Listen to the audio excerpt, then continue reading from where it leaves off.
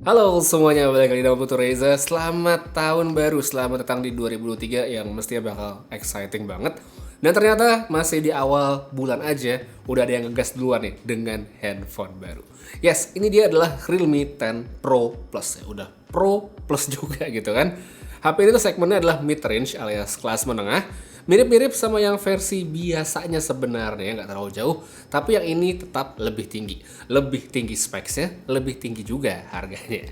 Saya tuh pertama kali ngeliat HP ini tuh di akhir Desember kemarin waktu acara tutup tahunnya Realme. Dan 2 hari setelahnya saya udah pegang langsung di rumah. Jadi total sekarang pas video ini tayang harusnya saya udah pakai HP ini sekitar 2 atau hampir 3 minggu. Jadi sebenarnya udah cukup banget untuk bikin jadi review. Dilihat-lihat dari bagaimana Realme memperkenalkan produknya, ya Realme 10 Pro Plus ini seperti menjadikan desain sebagai salah satu poin jualan. Wajar sih karena emang HP ini kelihatan begitu keren meskipun tetap ada satu aspek, satu poin yang menurut saya nanti bisa jadi kepentok sama preferensi oleh sebagian user. Oke, jadi ini dia back cover handphonenya.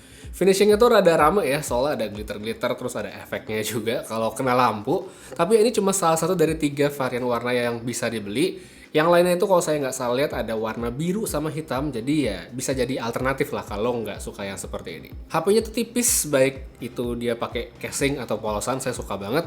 Enteng pas di tangan, tapi dia tidak mengorbankan baterai karena masih ngebawa kapasitas 5000 mAh.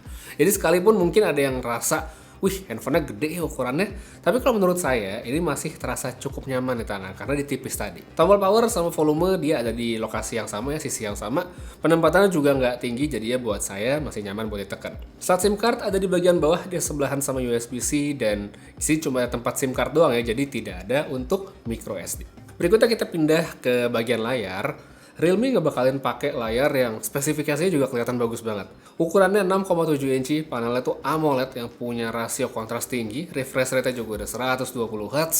Terus dia punya color gamut 100% DCI-P3, tapi semua itu dalam bentuk layar yang curve alias melengkung di samping. Nah ini dia kenapa saya bilang tapi, karena sesimpel saya tahu cukup banyak orang yang tidak terlalu memfavoritkan bentuk layar seperti ini dan mereka lebih suka layar yang rata, yang standar aja. Itulah kenapa tadi saya sempat bilang di awal, kalau HP ini desainnya kelihatan keren, tapi bisa kepentok sama preferensi. Saya sendiri sebenarnya nggak ada masalah ya itu mau layar rata, kayak mau lengkung atau mau dilipat, oke-oke aja.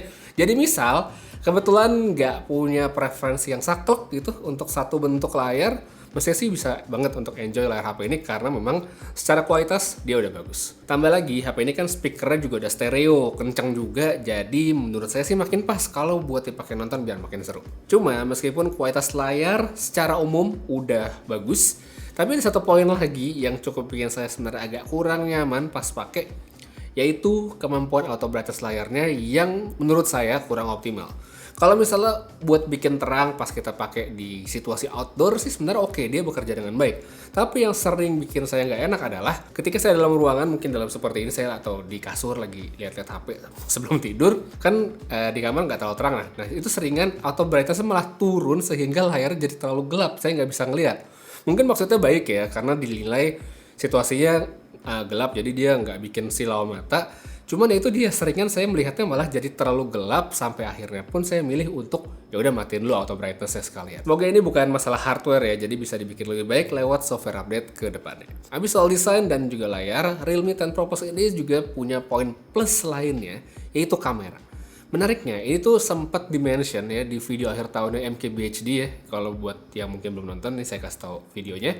Disebutkan ini adalah salah satu kamera yang oke di kelas harganya. Ini pun bukan penilaian Marques sebagai orang yang punya video, tapi merupakan hasil dari blind test yang votingnya itu banyak banget.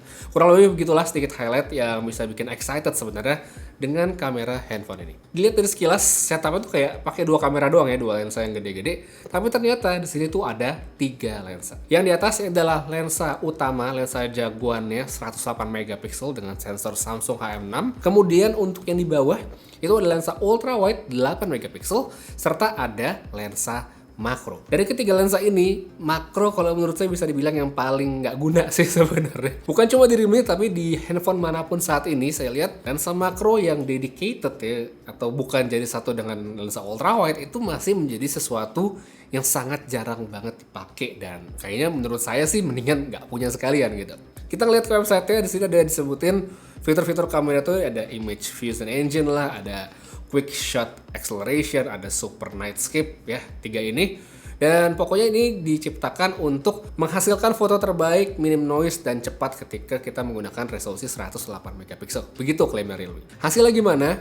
Kalau dari saya sih sekitar 2 mingguan coba-coba suka dengan hasilnya, dan sebenarnya ini di atas ekspektasi. Saya emang di awal udah menurunkan ekspektasi, tapi ternyata kamera dari handphone ini bisa dengan baik mengabadikan foto, detailnya terekam dengan baik, warnanya juga bagus dan cukup akurat. Sensor yang besar ditambah lagi dengan bukaan lebar juga bisa ngasih efek depth of field yang natural. Jarak minimal fokusnya pun juga masih oke, jadi kalau misalnya ada yang pengen foto yang deket-deket gitu ya, itu masih bisa dapat dengan baik. Palingan ya ada kalanya juga sih saya ngeliat kayak tint warnanya tuh geser agak sedikit hijau ya kalau foto dalam kondisi mendung. Cuma overall kayaknya untuk kebanyakan orang menurut saya sih bakalan udah puas sama hasil fotonya. Ya minimal kalau HP-nya dibawa untuk foto-foto pas traveling ini udah dapet yang bagus. Untuk mode street seperti biasa, ini tuh masih jadi salah satu selling point Realme ya di handphone ini. Dan saya sih suka dengan hasil foto dari beberapa filter yang saya coba, sekalipun ini digunakan dalam kondisi yang tidak street ya. Jadi mau foto dalam ruangan pun pakai mode street itu bisa-bisa aja. Realme juga ngasih opsi untuk masang watermark khusus di mode street ini, yang mana menurut saya itu bagus banget sih, bentuk watermarknya jauh lebih bagus dibandingkan watermark versi biasa yang entah kenapa ini kayak panjang banget. Cuman emang kalau watermark yang versi street ini gampang di crop. Untuk lensa ultra wide hasilnya menurut saya sih oke-oke aja, nggak ada masalah berarti untuk digunakan, kecuali mungkin di tempat remang ya, dia nggak terlalu optimal. Dan ngomong-ngomong soal tempat remang, kemampuan low light dari kamera HP itu emang layak banget untuk dikasih apresiasi lebih. Detail umumnya masih tertangkap dengan baik, warnanya juga bagus, dan noise-nya relatif terkontrol, nggak sampai merusak gambar gimana gitu. Untuk night mode ini juga cukup ngebantu ketika dibutuhkan, dan hasilnya sebenarnya nggak bikin yang terang lebay gimana gitu ya. Cuma masih untuk auto night mode nih ya, jadi kan kalau kita foto di mode auto ada pilihannya tuh buat auto night mode juga. Nah yang ini tuh kadang sedikit terlalu agresif ya, kayak misalnya dinilai kondisinya agak gelap sama kameranya dia langsung mengaktifkan night mode secara otomatis, padahal sebenarnya di situasi tersebut nggak perlu pakai night mode juga udah cukup. Kamera depan hasilnya kalau menurut saya memuaskan, cukup banget buat ya selfie-selfie sehari-hari, detailnya dapet di kondisi terang, ya sedikit turun di kondisi low light tapi masih sangat bisa dipakai.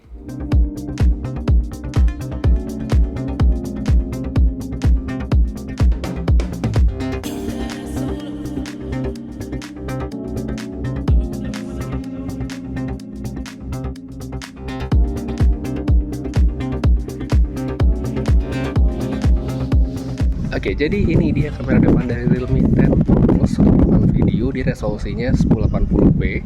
Kalau yang belakangan tadi dia bisa 4K, yang ini 1080p aja. Hasil seperti ini di pagi hari yang cerah, nggak terlalu terang tapi cahaya yang cukup. Oke lah ya hasilnya seperti ini. Oke, sekarang kita mencoba rekaman video kamera depan di pinggir jalan yang ramai. Siang hari sambil jalan langsung bisa lihat hasil seperti ini. Ya, warna langit untuk dynamic range di belakang mungkin bisa dilihat juga.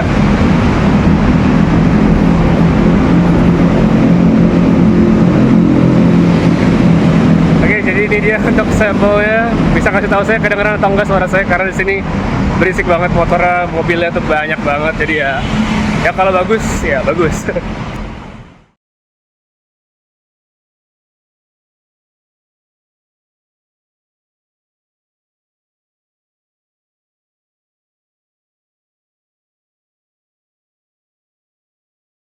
Oke, sekarang kita coba ini dia kamera depannya Realme 10 Pro Plus untuk rekaman video malam hari. Dibilang low light ya lumayan ya, karena nggak terlalu banyak lampu. Tapi ada di belakang saya satu ini, nanti akan saya coba tunjukin gimana perbedaannya. Dan lampu-lampu rumah. Sekarang kita coba pindah ke tempat yang terang. Ya, hasil seperti ini, mukanya exposure-nya oke ya, cakep ya, kalau terang begini nggak masalah. Tapi di sini karena saya mukanya terang, di belakang dia gelap, nggak kelihatan. Tapi kalau saya maju ke sini, nah Dia ngangkat, kelihatan backgroundnya ya, jadi masih dapat belakangnya.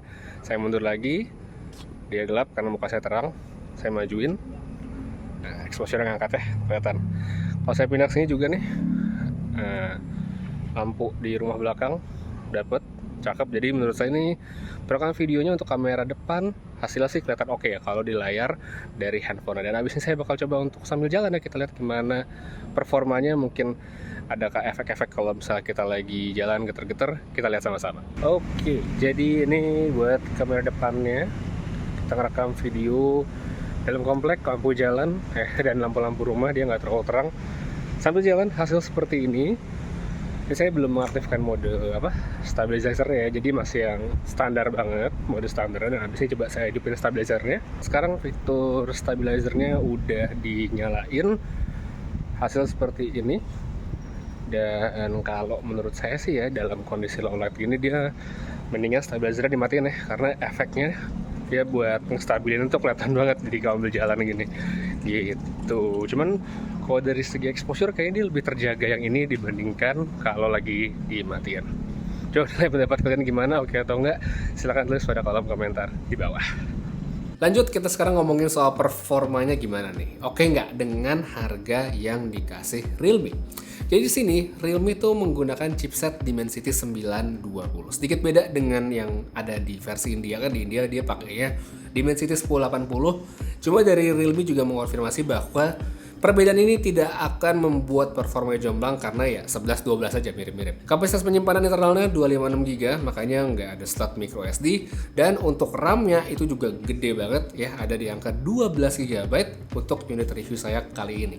Itu pun masih bisa ditambah lagi dengan RAM virtual up to 12GB. Sehingga ya secara angka kasarnya jadi 24GB. Buat yang pengen tahu angka Antutu, HP ini bisa dapat di angka sekitar 500.000, angka yang sebenarnya udah tergolong oke banget untuk handphone di kelas mid-range. Untuk performa pemakaian, dari ngetes so far so good kalau menurut saya nggak ngalamin kendala ya, paling nggak untuk aktivitas umum yang standar-standar aja. Mestinya sih buat orang lain juga nggak ada masalah karena saya ngerasanya HP ini tuh udah responsif untuk buka aplikasi dan juga multitasking. Habis itu untuk Realme UI yang baru, ada Android 13 juga.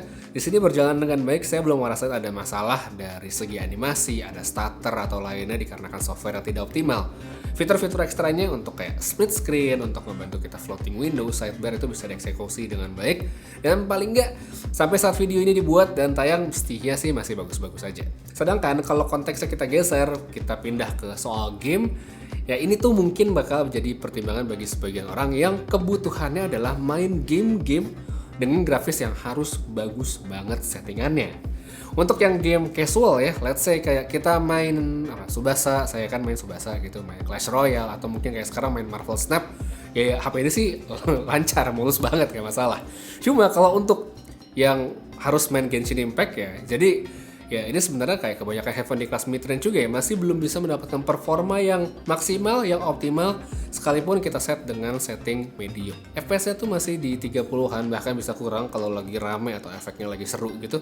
Jadi ya bisa diandalin atau enggaknya itu tergantung dari jenis gamenya, seberapa intensif dan kompetitif kita saat mainin, dan juga tingkat toleransi dengan settingan serta angka-angka. Jadi kalau misalnya ya mau main Genshin Impact dan rasa happy-happy aja gitu pakai settingan medium 30 fps ya kenapa enggak kan? Jadi ya gitu aja untuk soal gaming. Nah di luar soal gaming ada bagian lain yang sebenarnya akan lebih penting, yaitu baterainya. Kayak tadi saya sebutin di awal, ini kapasitasnya 5000 mAh ya, dan dari pengalaman saya awet, dia lebih dari cukup untuk menemani kita aktivitas sehari-hari karena saya sehari-hari juga bisa dapetin lebih dari 7 jam screen on time. Ngecasnya juga cepet banget, dia 67 watt ya, jadi kita nggak pakai lama, colok bentar udah bisa penuh. So buat handphone perdana nih ya, pembukaan tahun yang baru, menurut saya Realme punya start yang bagus dengan handphone-nya, Realme 10 Pro Plus. Harganya buat sebagian orang mungkin bukan yang paling murah, tapi ini udah ngechecklist banyak poin yang sering dianggap penting saat kita mempertimbangkan buat ngebeli sebuah handphone. Yang utama udah pasti kameranya, menurut saya ini kamera emang bagus. Layarnya juga cakep, desainnya menarik, baterainya awet ya, kapasitasnya segede, dan performanya yang cukup baik meskipun bukan yang paling bagus untuk kita main game yang intensif. Balik lagi ke kebutuhan, selama main game yang high end itu bukan jadi prioritas yang paling utama, tapi ini menurut saya bisa banget dipertimbangkan dan menurut saya orang yang beli juga harusnya sih nggak kecewa. So buat yang mungkin pengen baca lebih detail atau mau langsung beli, linknya di kolom deskripsi. So itu dia untuk review pembuka tahun baru ini ya, ada Realme 10 Pro Plus. Makasih banyak nonton sampai habis, semoga video ini ngebantu. Putra pamit, sampai ketemu lagi di video berikutnya dan seperti biasa, have a nice day.